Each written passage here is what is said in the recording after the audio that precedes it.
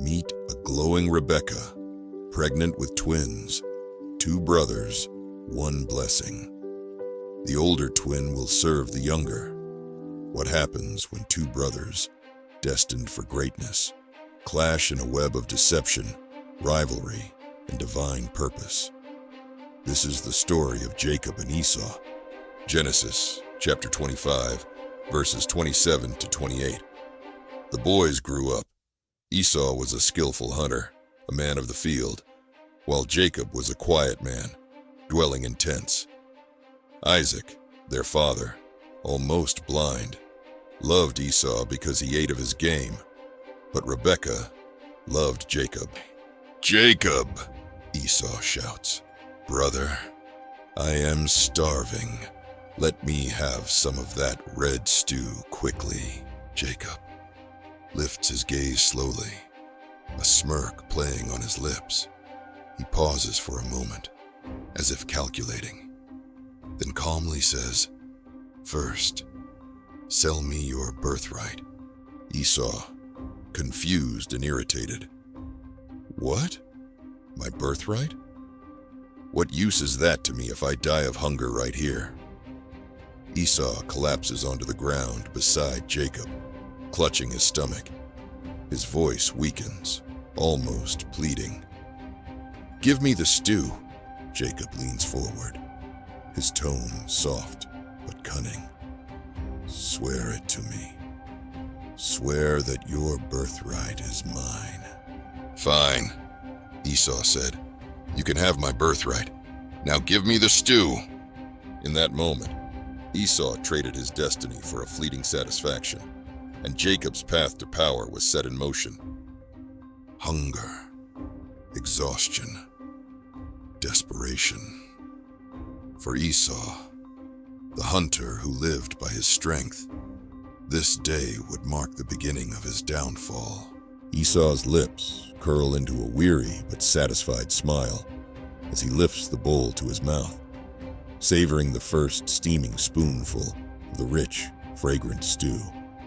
Each bite feels like a triumph over his aching hunger, a momentary reprieve from the exhaustion that clings to his very soul.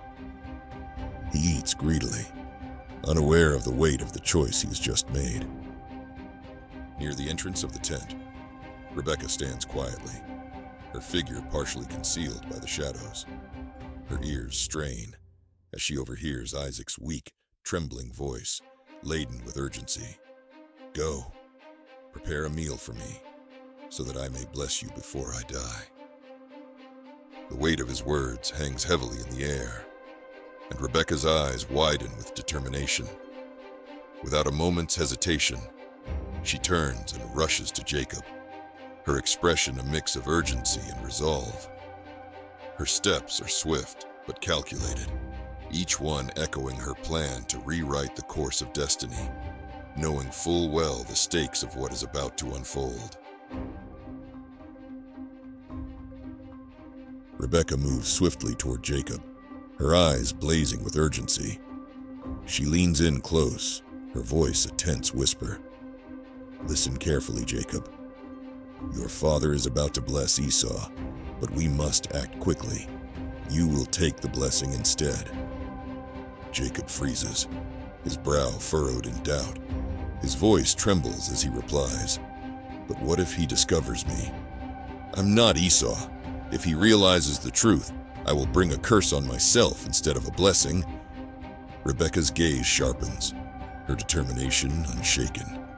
Her tone becomes resolute, almost commanding, as she clasps his arm. "Let the curse fall on me, my son. Do as I say." For a moment, Jacob hesitates, the weight of the plan pressing heavily on his mind. But Rebekah's unwavering resolve fuels his decision. Slowly, he nods, the tension between them thick as they prepare to set the deception into motion. Jacob, pretending to be Esau, prepares the meal and delivers it to Isaac, where he sat and waited patiently in his tent. Isaac, his voice weak but filled with suspicion, asks, "Who are you, my son?" Jacob, hesitating for a heartbeat, then speaking, his tone trembling slightly. I am Esau, your firstborn. I have done as you asked, Father. Please sit up and eat, so that you may bless me. Isaac pauses, his brow furrowing as doubt creeps into his voice. Esau? How did you find the game so quickly, my son? Jacob, swallowing hard, trying to steady his voice as he answers. The Lord your God gave me success, Father. Isaac, still unconvinced, his frail hand reaching out into the space before him. Come closer, my son. Let me touch you, so I can know whether you are truly my son, Esau. Jacob, visibly nervous, his eyes darting as he steps forward, his hands covered in goatskins, trying to suppress the tremor in his voice. Of course, Father. Isaac, his tone cautious, almost murmuring to himself. The voice is Jacob's, but the hands are Esau's. Jacob, holding his breath, his palms sweating, waiting for Isaac's verdict as the tension builds. Isaac, after a long pause, with an almost reluctant nod. Very well, my son. Bring me the food so I may eat, and bless you. Jacob quickly places the prepared meal in Isaac's hands, his face a mixture of fear and determination, as the moment of deception unfolds. Isaac ate until he was satisfied, then he blessed his son. May God give you heaven's dew and earth's richness. You are blessed, my son. Then, in that very moment, the tent flap rustles as Esau steps in, carrying a steaming bowl of stew. His face is eager and expectant. Esau, Father, I have returned with the meal you requested. Eat and bless me. Isaac's face falls. He doesn't immediately respond, but his body stiffens. Isaac, softly, almost to himself.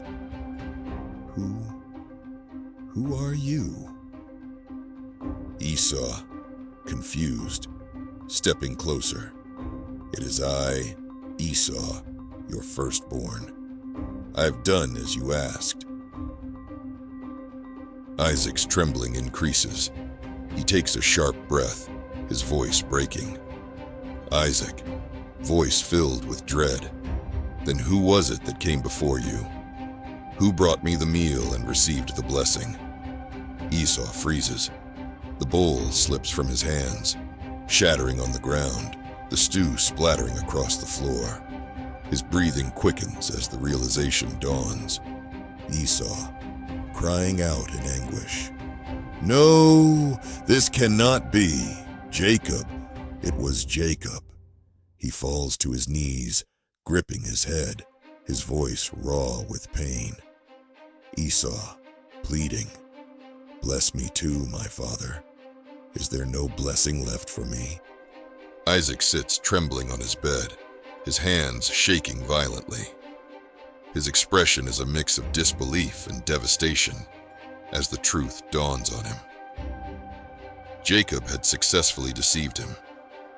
Isaac, with deep sorrow, said, Your brother came deceitfully and took your blessing.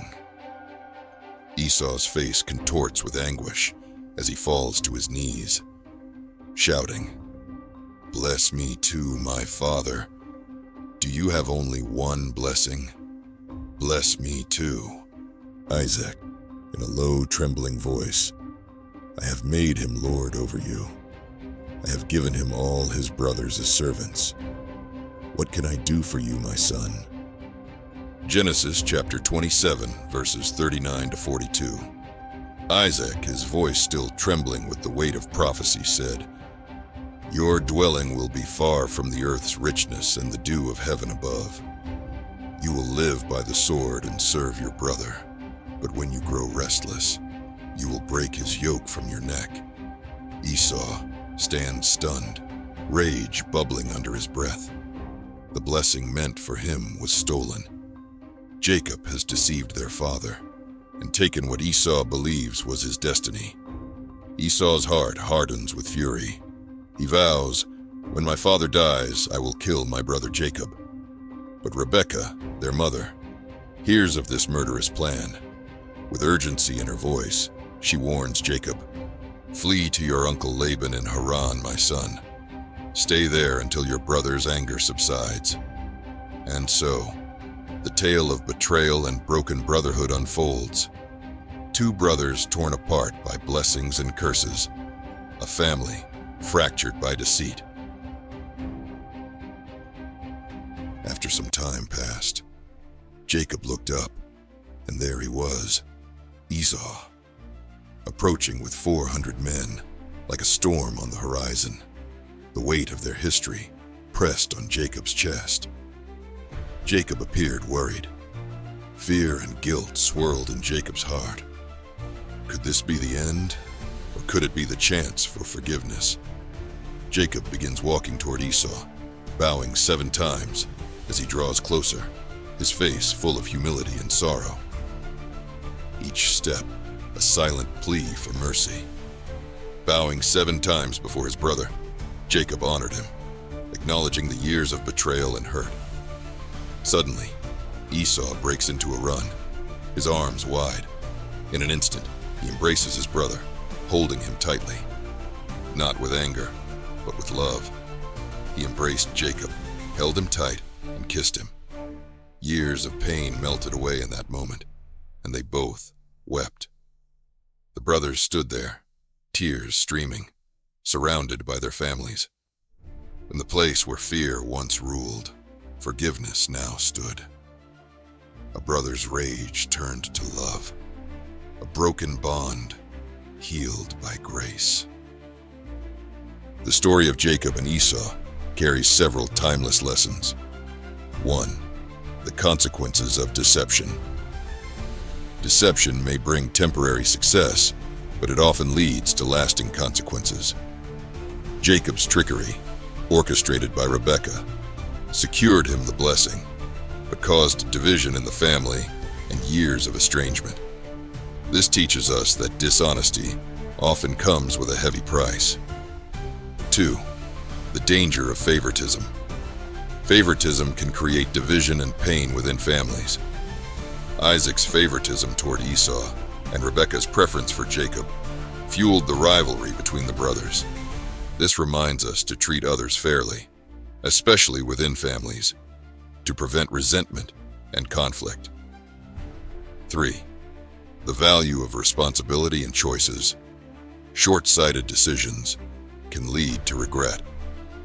Esau's impulsive choice to sell his birthright for a bowl of stew shows how fleeting desires can make us undervalue what's truly important.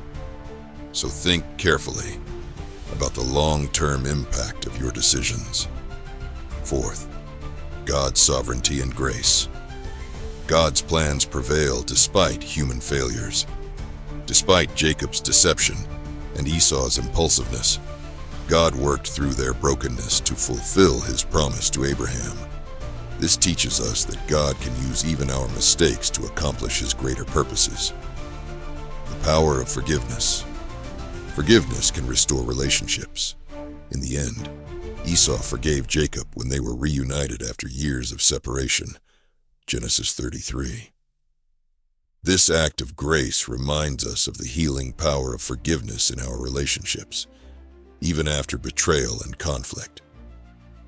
The story of Jacob and Esau is a powerful reminder of the consequences of our actions, the danger of favoritism, and the importance of forgiveness. Even in moments of betrayal and brokenness, God's grace shines through, showing us that he can use our flaws to fulfill his plans.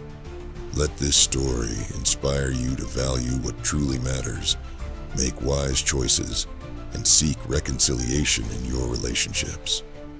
If this story intrigued you, hit the subscribe button and turn on notifications so you never miss another captivating biblical drama. Don't forget to like, comment, and share your thoughts below. Let's uncover the lessons behind this ancient tale together. Thank you for watching. God bless you.